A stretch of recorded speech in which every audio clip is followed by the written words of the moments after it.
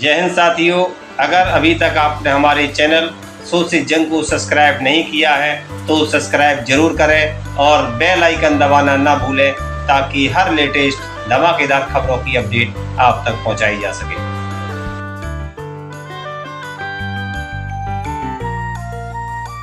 4 बजे सूचना मिली मेरे पार्टी कार्यालय से कि मुझे बहुजन समाज पार्टी से पार्टी विरोधी गतिविधियों के चलते निलंबित कर दिया गया। मुझे मालूम है आप पिछले 1.5 घंटे से मेरी प्रतिक्रिया लेने के लिए इंतजार कर रहे थे। मैं इतना ही कहूंगा कि बहन कुमारी मायावती जी का हमेशा मैं शुक्रगुजार रहूंगा कि उन्होंने मुझे बहुजन समाज पार्टी का टिकट देकर के लोकसभा का सदस्य बनने में मेरी मदद की। बहन जी ने मुझे बहुजन समाज पार्टी लोकसभा में संसदीय दल का नेता भी बनाया। मुझे सदैव उनका असीम स्नेह और समर्थन मिला है। उनका आज का फैसला जरूर दुर्भाग्यपूर्ण। मैंने अपनी पूरी मेहनत और लगन के साथ बहुजन समाज पार्टी को मजबूत करने का भरसक प्रयास किया और कभी भी किसी प्रकार का पार्टी विरोधी काम नहीं किया है। इस बात की गवाह मेरे अमरोहा की जनता है। मैंने भारतीय जनता पार्टी की सरकार की जन विरोधी नीतियों का विरोध जरूर किया है और आगे भी करता रहूंगा। चंद पूंजीपतियों द्वारा जनता की संपत्तियों की लूट के खिलाफ मैंने आवाज उठाई है और आगे भी उठाता रहूंगा, क्योंकि यही सच्ची जनसेवा है। यदि ऐसा करना जुर्म है तो मैंने जुर्म किया है और मैं इसकी सजा भुगतने के लिए तैयार हूं। अमरोहा की जनता को मैं आश्वासन देना चाहता हूं कि आपकी सेवा में मैं हमेशा हाजिर रहूंगा।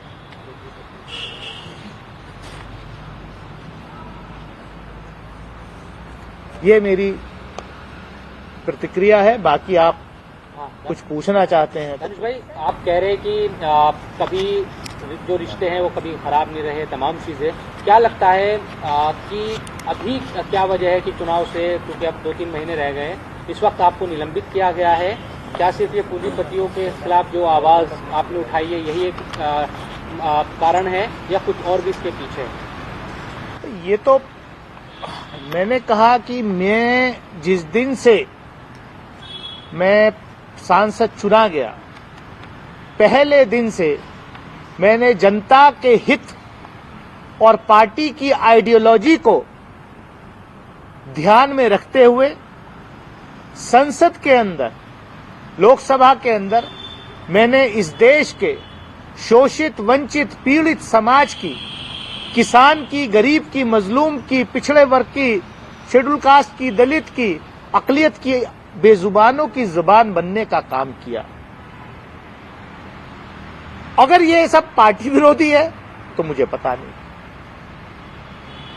कहीं भी कोई अन्याय होता है उसके खिलाफ सबसे पहले आवाज बुलंद करने का काम किया है और आगे भी करता रहूंगा। सर, आपने एक ट्वीट किया, उस पर लिखा कि लूट जो हुई है उसको लेकर के मैंने आवाज उठाई है, जिसका मुझे इस तरीके से सामना करना पड़ा। वो लूट किस तरीके की, कौन सी लूट?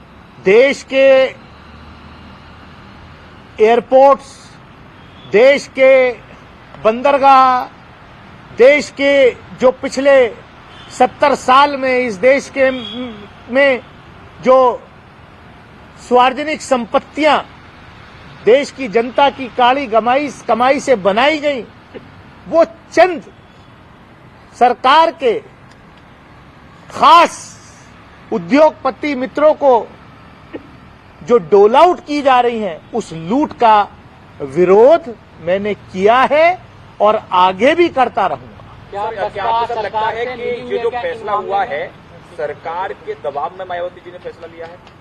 देखिए, इस पर मैं कोई टिप्पणी नहीं करना चाहता। ये आप लोगों का काम है इसको एनालाइज करना। मैं एज अ मेंबर पार्लियामेंट, मैं जिस फोरम पे था उस फोरम पर मैंने अपनी पार्टी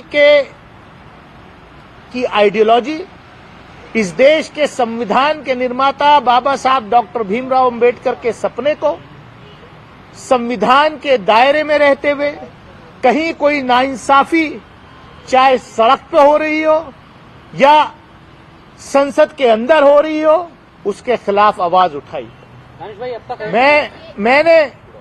मैंने जो प्लेटफॉर्म्स पर एज ए मेंबर पार्लियामेंट मुझे अपनी भूमिका निभानी थी, चाहे पार्लियामेंट्री कमेटीज में हो चाहे संसद के अंदर हो, वो भूमिका मैंने अपने कॉन्शियस के आधार पर मैंने वो अपनी आवाज को बुलंद किया है।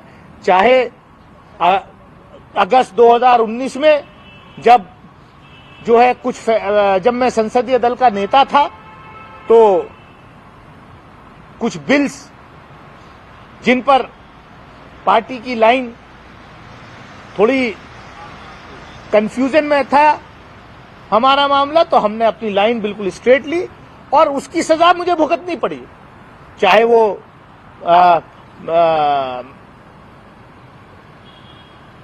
एनआईए या राइट टू इंफॉर्मेशन एक्ट का अमेंडमेंट बिल हो या 370 हो या ट्रिपल तलाक हो या सी, जो भी बिल्स थे उन पर मैंने अपनी लाइन स्ट्रेट रखी और मुझे संसदीय दल के नेता पद से हटाया गया। मैंने उसको कबूल किया कि मैं जहां हूं, जो लाइन है, जिन बुनियादों पर ये पार्टी बनी उस आइडियोलॉजी पर मैं खड़ा रहा। मैंने कोई और मान लीजिए कहीं अब कल जिस तरीके का फैसला हुआ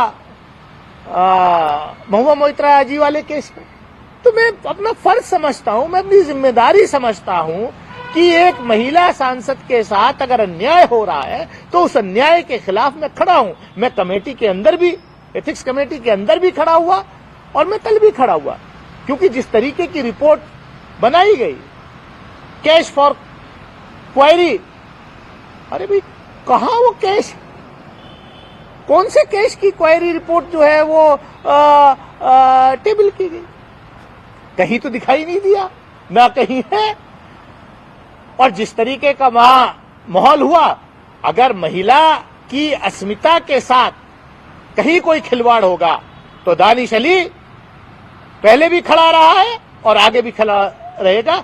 ये इसको मैं बैज ऑफ ऑनर समझता हूं कि मैंने एक जो अन्याय हो रहा था उस अन्याय के खिलाफ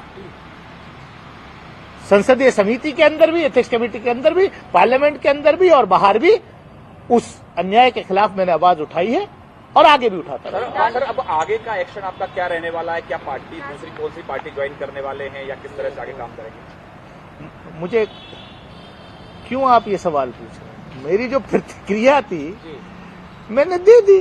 दानिश भाई, एक सवाल ये है, जो आरोप आपने लगाया है या जो भी बात आप कह रहे हैं अपनी प्रतिक्रिया के तौर पर, ऐसा लग रहा है कि विपक्ष इन तमाम आरोपों को सरकार पर लगाता रहा है कि चाहे बिलों के मामले में आपने कहा तलाक 370 ये सब, और पूंजीपतियों का जो इशू है, क्या सरकार का सपोर्ट अंदरूनी तौर पर छिपे हुए बसपा कर रही थी? ये कहने का मकसद है कि चाहे पूंजीपतियों के आप बंदरगाह की बात करें, सब चीजें ये सरकार पर आरोप लगते रहे हैं।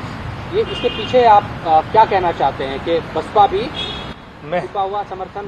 मैं ये कह रहा हूं कि मैंने सरकार की इन सारी दमनकारी नीतियों का, इन सारी जनता विरोधी, नौजवान विरोधी नीतियों का विरोध किया है।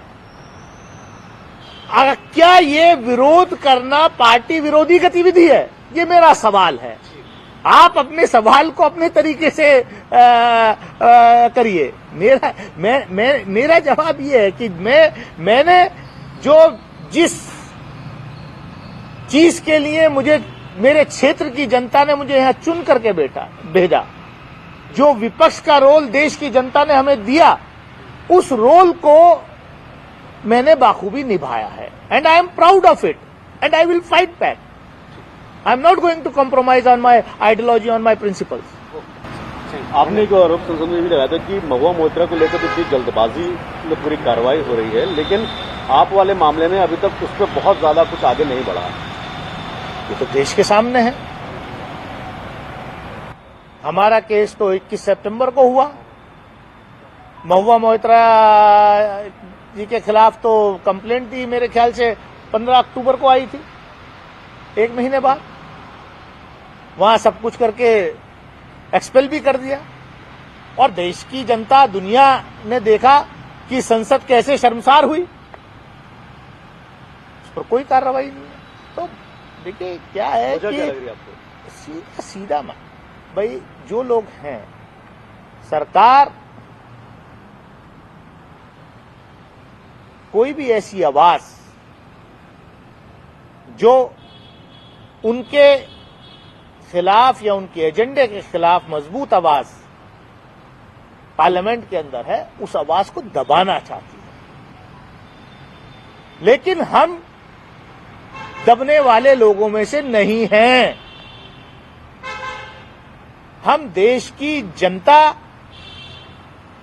के सवालों को लेकर के लड़ते रहेंगे, क्योंकि यही लोकतंत्र है, यही बाबा साहब का संविधान है, यही महात्मा गांधी का संविधान है, जिसके लिए ये देश आजाद है. सर, किस दल के झंडे के नीचे आप अपनी लड़ाई आगे बढ़ाने वाले? आप क्यों इतने उतारू हैं?